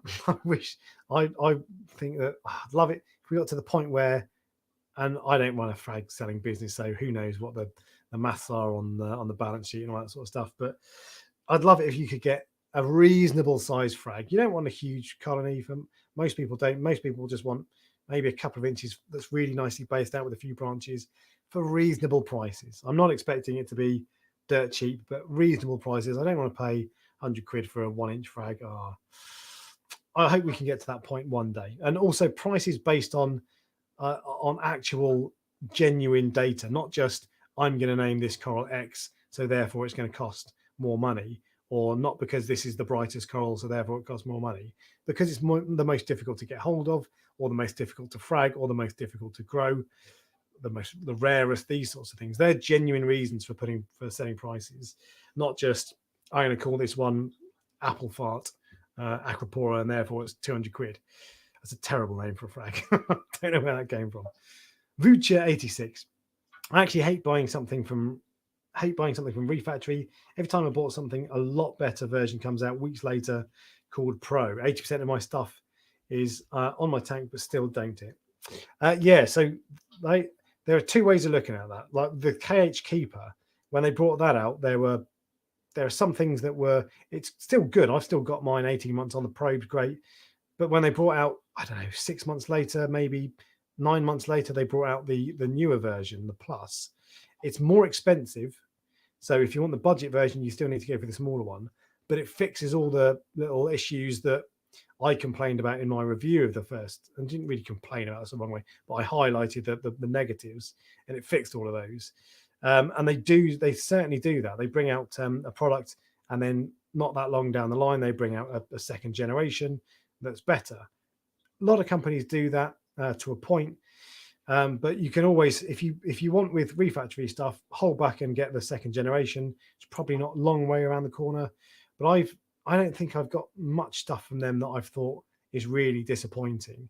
There are some things that they do upgrade and make better later. They're light, actually. I don't think I would have got their light first time round, whereas the second one was better. But apart from that, I think they're generally pretty decent. But yeah, it's frustrating if a company brings out a product and then brings out a better product 6 months later that you're then stuck with the old one. So I feel your pain. Does BRS own Neptune Ecotec So BRS basically has the big brand naming under one light, one under wraps. BRS doesn't own them, I think.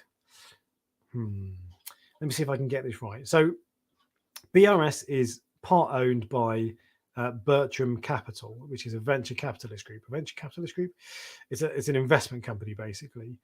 I think that Bertram also own Ecotec and BRS own Neptune, or is it the other way around, or is it that Bertram own all three? They're very closely linked. Whatever way you slice it, they are very closely linked. So it might actually be that the legal status of the ownership is slightly different to the way I'm describing it, but they're all in bed together basically. So they don't have Kessel. Yeah, well, so good reason to have Kessel. Kessel are so expensive in the UK though. Who else is there in terms of like, well, Refactory, which are spreading out, but not that much else really, is there? Dry goods, marine equipment, aquarium lighting. Yeah, Red Sea, to be fair. Red Sea and MaxSpect.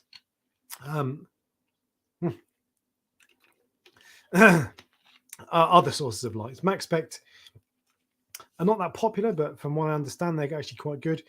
And Red Sea, the Red Sea Refled is a decent light, to be fair. But yeah, there's a lot. 3 companies there, all under one light, under one roof. There are other companies, aren't there? There's Philips do the Coral Care, ATI Straton Zero Shimmer, but is a good looking light. There's bound to be others, but yeah, I take the point. Evening from London. Evening. Bones are warm. Bones are warm. Chifa Derifa, awesome name. Any advice for a bloated clownfish? No. Some kind of swim bladder issue, maybe? No, you'd know if that, because it would be swimming funny. I don't know. Post a photo on a Facebook group or a forum like Ultimate Reef or Reef to Reef is the best way of doing it. Don't know what that could be, to be honest. I've never experienced a bloated fish. If it's bloated and not just well fed, don't know. Do a bit of Googling. Feel as much, considering a Milwaukee controller, pH stuff. David Eamer, not the first time I've heard of a pinpoint monitor, around the £100 mark. Monitors should always have nice white growth edge. Yeah, let's have a look at my one. It doesn't really have white. So I've got an Undata. It doesn't have white, but yeah, it should have a different color, lightish kind of color, yeah, for sure. But you're talking to the other tab earlier. Hang on a second. Tunsy question. Tunsy Osmolator, 31.55 for a Peninsula 500. Is it the 31.55? I hate Tunsy's naming conventions, by the way. They're so rubbish. Yeah, I think that's the right one. It's not the Nano. Yeah, 180 quid. It must be. Yeah, that is it. Yeah, it is. Yep, that's exactly right. That's the exact one you want, in my humble opinion. Jamie Burgess, I got rid of my Gen 4 Radions that came with my secondhand tank, as I found the amount of sliders too much. Now I have a Red Sea Refled. Love them, well worth a buy. I do like that you just have 2 colors with Red Seas. It's blue and white, isn't it? I think that's all you have. Really easy setup. Looks good. I didn't find the shimmer looks awesome on the Red Sea lights. I didn't quite find it gave the nice color and pop that I like. And I found when I switched to the Refactory, the shimmer wasn't as good, but the pop was much better. And even the white during the day was a bit better. So there's compromises with all lights, of course. But yeah, that being said, the shimmer is excellent. And it's a good light, the Refled, to be fair. Algae Warrior. I've heard pens. We'll move on from that. You guys are chatting amongst yourselves, I think. I'm keen to get through as many chats as we can, questions as we can. Just getting started after having watched days of your videos, one after the other. I feel like I know you now. Good stuff. Well, if you ever see me, say hello. And let's go and do a quick check-in live update on number of subscribers. 179 to Reef Dork Xtra that nobody cares about. You don't want a regular update of the number of subscribers. I will not tell you. Yeah, crazy pricing on that stuff. Good salinity pen to recommend. I think all digital salinity pens are rubbish. The Hana one I got, they all, none of them seem to hold calibration well. The Hana one I got is probably the one I'd go for, but you do have to be prepared to calibrate it regularly. And to be fair, if you don't test salinity that often, or you probably don't. And if therefore you're testing once every 3 months and you've just got to calibrate it every 3 months, it's no biggie. So that's probably okay. But if you're using it to test your salt water, if you're doing a water change and you're using it to test your mix every week, I'm not sure there are any that are that good. And I'd use a refractometer. I think they're all a bit naff for various reasons, but I would probably go with the Hana one. Just bear in mind you've got to calibrate it frequently. Colin Garvey is a fan of AI hydrolights. Excellent, glad to hear it. Smart Farm lights are good, cheap lights. Never heard of Smart Farm. Reefing, yeah, Reefing getting a bit of love. Just finished up. Let me just scroll down a little bit and make sure I'm not missing anything especially juicy. No, I'm not. Cool. Right, scroll back up. Just finished setting up a frag tank with 2 Miso Blue Quanta bars and a Nicrew 30 watt. I've heard of the Nicrew, but not Miso Blue Quanta. Interesting. Requirements. These are Mike B's requirements. Does it grow coral? Does it make the tank look good while growing coral? Everything else is window dressing. I personally, and this is probably a controversial opinion, I think the thing I look for first, or is it? Am I saying is this true? I value the way a light makes your tank look, visual appeal, really highly. I wouldn't buy a light that makes your tank look amazing if it didn't grow corals, but I think in my experience, most LED lights, it's much of a muchness in terms of coral growth. And I've never found one light that is so much better at growing corals than the next light that it's worth buying for that alone. But you're right, that is the right priority to have it in. But I personally look for other things, and even things like functionality is useful. When you've got past those two things, then you're looking at, is the mounting bracket any good? The Kessel mounting brackets are the best in the business, in my opinion. Is the app any good? It's frustrating when you have to adjust it and the app's no good. And then other things, but they are all way down the list. I agree with you there. David uses a Hana salinity checker. Never had an issue. Just be sure to rinse it. I find even when I rinse it, it loses calibration quite regularly. Recognize Innovative Marine are one of the best tanks you can get in the States. Interesting. I know very little about them. They do sell over here, I think, but you don't really see them. Kraken corals is the go-to for sure. Kraken corals is the go-to. All the Ecotec stuff went up big time the other day. Yeah, it's crazy. What is the difference between pound and quid? Anton Tar. Well, you're obviously not British. I was going to say you might be American, but you could be from anywhere in Europe or Australia or wherever. Canada, perhaps. So pound, of course, in the States, you guys think of lubs, LBS, pounds, a measure of weight.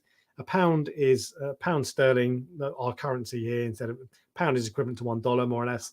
Quid is a slang word for a pound. So buck, dollar, pound, quid. What other words have we got for pounds? My mind's suddenly gone blank. About a quid, lol. Oh, that's quite funny. That's a better answer. That's a funnier answer than me. Got my XR15 blues for £337 each from remove that word. Can't have that word popping up in the live stream. Don't like them. They're terrible customer service. Use Kraken instead. Kraken are much better. IM is greater than BioCube. I had a BioCube and upgraded to the IM. The BioCube is just terrible for rear filtration space. Liam, completely off topic, but do you ever suffer with condensation in your living room from evaporation from your main display? Given that I evaporate, quick math, 28 litres of water per week, that's very slow maths, wasn't it? You would be forgiven for thinking that I do get water dripping off my walls everywhere. But I do not. It's a 100-year-old house, so it's ventilated extremely well, i.e. It's insulated extremely poorly. So no, I don't. I never have actually in any house I've ever had. I think I've had fish tanks in 3 houses. But no, I've never had that issue personally. Some people do. I would guess you can fix it with leaving windows open, but maybe there's an underlying issue with ventilation in the house. But I don't know. Never had it, I'm afraid. So I can't give you any insight. Had 6 XR15 Gen 5 blues on mine. Love them, but fancy the change. So Orphec Atlantic. Orphec, that's a good alternative as well. And now love them. I don't like Orphec so much because they don't give you shimmer. and I value shimmer. The Orphic bars are good, and it doesn't matter that they don't give shimmer, but yeah, a lot of people love Orphex. And I did see one tank in Reading somewhere, I don't know, a few years ago, that the tank was just absolutely fantastic. So I was muy impressed. Three Suns. Let's be honest, all hardware chips and boards come from China. Assembled in USA is kind of a gimmick. You might be right. You might be right, but I can't say for sure. And I've got a feeling some of the Ecotec stuff they make over here, but no, it would make perfect sense if that is right. Yeah. Yep. Well put. AI Defo have chip shortage, 8 to 12 weeks. I've got a Nero for sale, $100. So I have 4 Nero 5s. If anyone wants to buy them for £10,000 each, hit me up in the comments, and yeah, we can talk. AI are the bee's knees. Not an awful lot of power, but I do like them.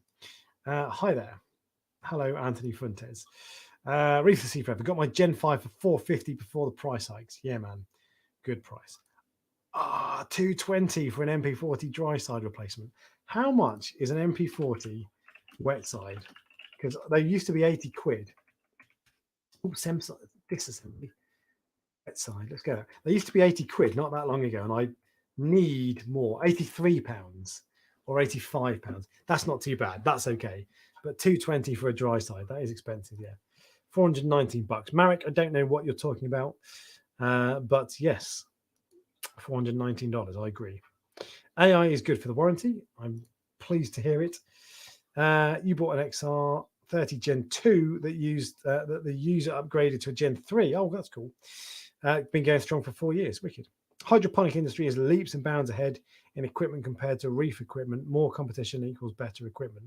Yeah, I bet. And I bet the hydroponics industry is massive compared to the reef industry. I feel like if I went to trade shows, I would be able to see that with my own eyes, but I don't know for sure. But yeah, the more investment we got in this hobby, the better. And yeah, that becomes more difficult when the hobby gets so expensive and stops people getting into it in the first place. Bo Peep, good night. Have a good evening. See you later. WWC is pest free for sure. And there you go. That is valuable, to be fair. How long does the pH probe on the Refactory pH monitor last? So I don't know. The pH probe on my Refactory KH Keeper, the first one I had, which I think I got in March.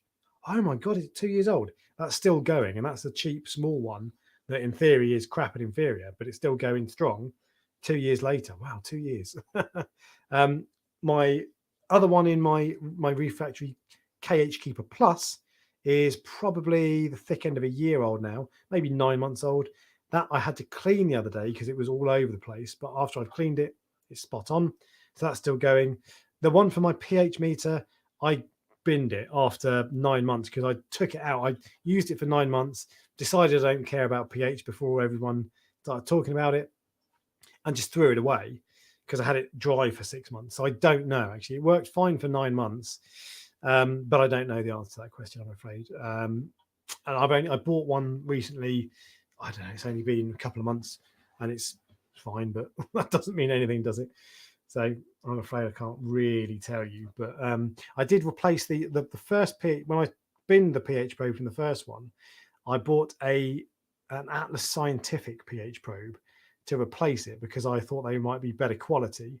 Because Alcatronic use Atlas Scientific. However, I've had this for the Atlas Scientific one for a couple of months on my Refactory, connected to my Refactory pH meter, and I'm not convinced actually it's better.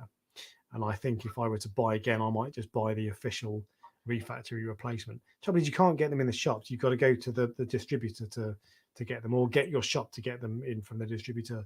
I just love it when stuff's online or in your shop and you can just go in and buy it. So, but yeah, I'd probably stick with the original one, and I think it's probably decent. It lasted at least 9 months, but that doesn't. You'd be disappointed if it lasted less than 9 months, to be fair. Scott Morrison in from Huntley, Scotland. I hope you're well, mate. I am well, mate. Alex, would the AI Nero 5 be overkill on a Max Nano? Maybe. The Max Nano is 18-inch cube, right? Ask Jay's Real Reef, because he's got one of them. Possibly, but you can always turn it down. I think I'd be tempted to go with Would I? The Nero 3? Maybe. I don't know. I think probably yes, but they're not that powerful. I really don't find. As I say, I've got 4 in 150 litres of water to my left, probably about 120 litres of water in the display tank, and that's not too much. So, Ryan Gilchrist, have you discovered the Autodosa Xtra Auto Balance? I think it's Spanish. Schepter, in that case, Auto Balance. There is currently one set in my local fish shop, maintains alkalinity, etc. 550. Sorry, slightly off topic. No, I've seen a few comments on it, and I think I've got a feeling someone offered me one of those a while ago, or dangled the carrot, or something like that. I can't remember why I said no. I just didn't like the sound of the offer. Felt like there were strings attached.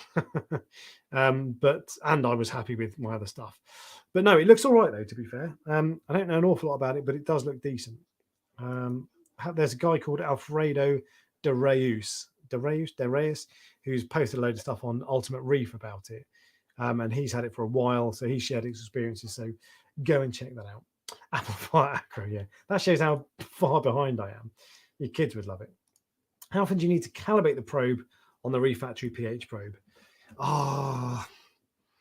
Really difficult to say, because the first time round I just left it. So I don't know. I can't answer. I'd like to do a long-term review at some point when I can answer these questions, because that's what you want to know. But I don't know. I can't answer. I'm afraid I can't give you a good answer, because I just don't know. And I bought one recently, but it was a couple of months ago, and I've not calibrated it since then. But you'd expect it to last a couple of months, I think. So sorry, I can't help. I feel like that's a cop-out, but I can't. Steve Webb has been binge watching Reef Dork videos and BRS TV. I'm just starting in the salty side after years in the freshwater planted. Ooh, freshwater planted, fancy. I'm going to try to catch up a bit with the chat, because we're getting towards the point of the live stream when I try to wrap things up a little bit. So let's see if I can scroll down and see anything especially exciting going on.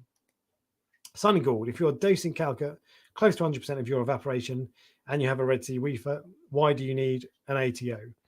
Because I dose at less than 100%. And well, that's it.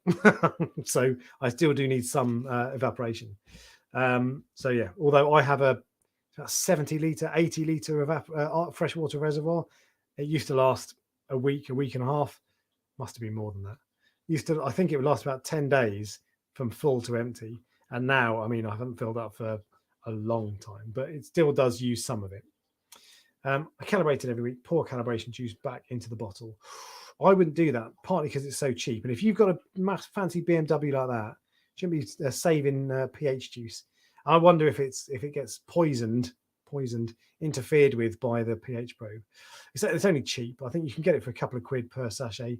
But yeah, it does feel a waste, like, I don't know, 3 or 4 quid to calibrate a pH probe is a bit expensive. But yeah, there you go. Rinse your Hana salinity pen, doesn't matter, don't make a difference. You can rinse it, you can dry it. In my experience, it drifts, and not massively, but enough to be inaccurate, and you want accuracy in pH probes.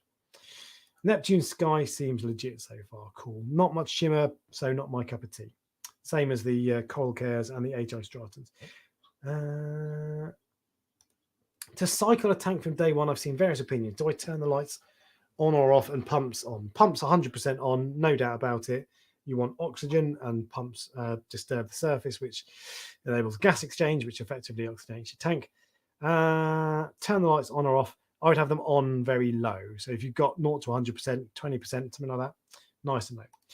Any experience with the Red Sea LED? Yes, I had one for 9 months or something. Good light, nice shimmer.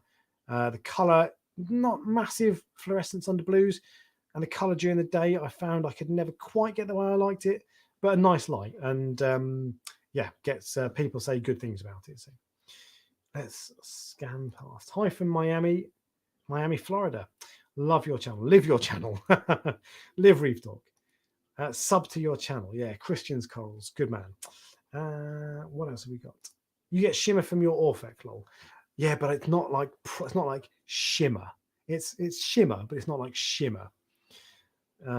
If I explain myself perfectly well, which I'm sure I have. If MP, this is a good question, Trish. If MP40s are overly expensive, what's the next best thing? Oh, AI Nero 5s perhaps, but they're not that powerful. Jecods are pretty good. I'm not as much of a fan as the Jecod Powerheads SOW 15, for example. I'm not as much of a fan of them as I am of their return pumps, but they're good. Tunzi you can't go wrong with. I'd probably go with Tunzi if I didn't. If in a world where MP40s didn't exist, that's what I think I would go with. Let's try to catch up. Oh yeah, we're nearly at the end of the goddamn comments. I've caught up, although I've skipped half of them, so apologies. So I've caught up.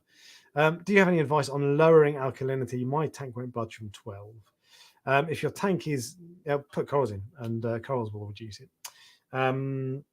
Is probably the answer. Sometimes I saw someone recently, they had sand was buffering their alkalinity, but add corals and corals will reduce it naturally, or do water changes with a salt mix that is lower than 12. So don't use Red Sea Coral Pro if that's what you're using at the moment. Do water changes with Red Sea Blue Bucket or Tropic Marine or anything else with lower alkalinity. Your calcium is stuck at around 500. Well, no surprise, because they're both high. High corals is the best answer, I think. What else have we got? We're coming to the end now. Advanced pest control. I have a Nero 5 in my Fluval Evo 13.5 running at 15%. Wow. Yeah, the Fluval Evo 30, that is too big for that tank. But better to have it so you've got the capacity to ramp it up. I would for sure use the what's it called for the Nero 3 for that. Trish Jones says hello to Mrs. Reef Dork. Thank you. I'll pass on your hello. Poor thing. Don't feel sorry for her. It causes me plenty of trouble. But yeah, she's downstairs, probably watching some nonsense on Netflix. So I'll go down and give her a cuddle and say Trish says hi. Pumpy Reefer. Hey Dork. Got my hand on a Reflow Auto water changer. 53. That's the one I have. After watching your video, absolute game changer. Best bit of kit makes water changer doddle. If you haven't got one, get one. Good vibes. Oh, that's good vibes. I bet that's a smiley. A good vibes smiley. It says good vibes on my screen. Don't know if you see the same. Anyway, yeah, they're so good. Honestly, I bought that myself. Since then, Reflow gave me a couple of things, but I bought that myself. I promise you, completely unbiased. They're amazing. But we appear to have come close to the end of the chat. Christian pulls it back in there. Alex, I have a Fluval Sea Evo, and I want to change. Oh, one thing, by the way. So my live stream is about 30 seconds behind. So if you post a comment and I look down and say, yeah, that's it, no more comments, it means that you've posted within the last 30 seconds. Anyway, I have a Fluval Sea Evo and I want to change the rockscape to NSF. NSF. Not suitable for NSF. Negative scape. Will I have a mini cycle but keep old sand immediately? If you're changing the rockscape, as in you're removing the rock and throwing it away and putting in new rock, you shouldn't have a mini cycle, but you're pulling out a lot of beneficial bacteria. So if you do it bit by bit. If you can do, you might be okay. As long as you haven't got too many fish, you probably will be okay because you've got plenty of bacteria in your sand. But I'd be a tiny bit nervous about that with pulling out all of the rock on a small tank. So I'd be a wee bit nervous. Recommend for budget first ATO. Budget. There's not a lot of budget stuff out there that I particularly rate. I don't know. I'm afraid. All I can tell you is Tunzi and Reflow are the good ones. Tunzi is really good, but it's bloody expensive. So I'm afraid I'm going to dodge that question and say I can't recommend a good cheap one. I'm not saying there aren't any, but we've got a couple more questions, then we will finish. Steve Webb, do I cycle my new setup with Dr. Tim's aquarium cycling kits and or Reef Sea? Yeah. So I did a video on how to cycle a reef tank, something like that, a couple of months ago, and I used, it wasn't Dr. Tim's, what was it? ATM Colony, but same, basically. But yeah, I really rate bottle bacteria. It's what I use. I do like to put in a piece of live rock as well for a bit of biodiversity and a bit of instant bacteria, just in case. But yeah, why not? I've got a Reefer 300. Using two-pot right now, but wanting to change to Kalkwasser. Any advice on which stirrer to buy? If you've got space in your house, in your living room, for a massive container, like a 50-litre container or whatever, depending on Reefer 300. So 2/3 the size of my tank. You'd want really a 50-litre container minimum. If you've got space for one of those, don't buy a calc stirrer, just buy that. The only calc stirrers I've seen in the UK, which I'm guessing is where you are, maybe you're not, is the Deltec ones, and they are remortgaging your house expensive. The other ones, there are some others out there that are a bit cheaper. I don't know if they're any good. I've only ever had a Deltec, and it didn't work, so I didn't use it. So I can't really give any proper insight, I'm afraid. The Deltec one is, if I was, the better way to answer that then, given that I don't have experience with them, if I were going to buy one, I'd buy a Deltec, and you've just got to suck up the fact that they're £1 million. Tunzi 6105s instead of MP40s. I'm not familiar with the naming conventions on the Tunzi pumps, but yeah, Tunzis are right up there. Views on Felix Smart Controller, never heard of it. Let's keep going. We're going to wrap up any second now. What SPS would you recommend would have the best shot at withstanding an alk and calcium that high? To be fair, well, actually, no. I was going to say they should be okay. There's a little bit high. Possidipora probably, or Bird's Nest are the ones are the hardiest, about the hardest you can get. But do water changes. Do a couple of big water changes. Do a few small water changes if you can do, like maybe 3 or 4, 20 or 30% water changes over the space of a week, and bring it down. Right, I'm going to wrap up now because we are getting close to the edge. But I do want to answer one more calc question. But I like the idea of saturated calc more because the amount of SPS I've got. Oh, hang on. I'm from Holland, and you do have room for a large container. If you mean you do have room, wicked. Use a. Oh, hang on. But I like the idea of saturated calc because of the amount of SPS I've got already. So it doesn't, that using a calc stirrer or using a large container with saturated calc is the same. It's not more concentrated with a calc stirrer unless you're going down the slurry route, which is a bit more spicy. But yeah, I would go for a big container personally. But anyway, Deltec one is the one I would go for. We are going to call it a night there. Do not forget to subscribe to the new Reef Dork channel, Reef Dork Xtra, XTRA. And thank you very much for joining. Appreciate you guys coming along. I will be back next weekend. I don't know what the topic for the live stream will be, but I will be back. So I will see you all there. Have a great week. Catch you later.